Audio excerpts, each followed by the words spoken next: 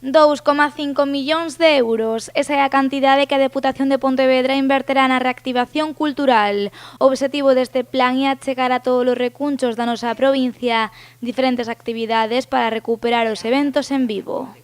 A Deputación quere esa reacción, prendendo as luces e enchendo as butacas dos auditorios, devolvendo a música ás rúas, reactivando os espacios patrimoniais, provocando espacios públicos de encontro, promovendo a creación audiovisual, apoiando ao sector e a coa participación activa da cidadanía a través da experiencia cultural. O Plan Reacción Cultural está baseado en 6 eixos principais. O primeiro, a música, onde se enmarcan eventos como o Rías Baixas Fest, o Musigal ou o Pontegal.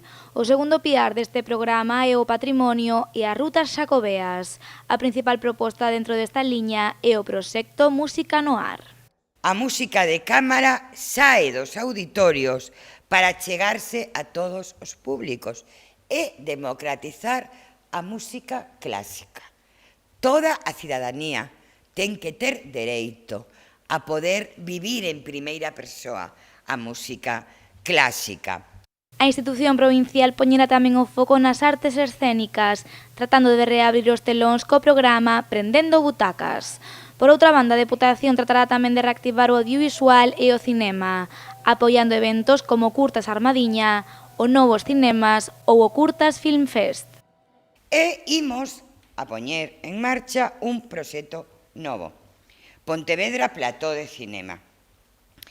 Vai a ser un novo marco de patrocinio para producións e coproducións audiovisuais na provincia. Trátase de apoiar proxectos cinematográficos que se fagan e produzcan aquí, longametraxes, curtametraxes ou documentais curtos. Queremos traballar e colaborar para fomentar o pulo do sector audiovisual galego. Queremos consolidar as industrias audiovisuais para que sexan máis competitivas todavía. Unha das últimas patas deste programa será a escrita, con iniciativas como a Escola das Letras ou os roteiros literarios. Por último, a Deputación apoiará outros colectivos e asociacións que están a traballar no eido da cultura. O Plan Reacción Cultural poñerase en marcha nas vindeiras semanas e prolongarase ata o mes de decembro.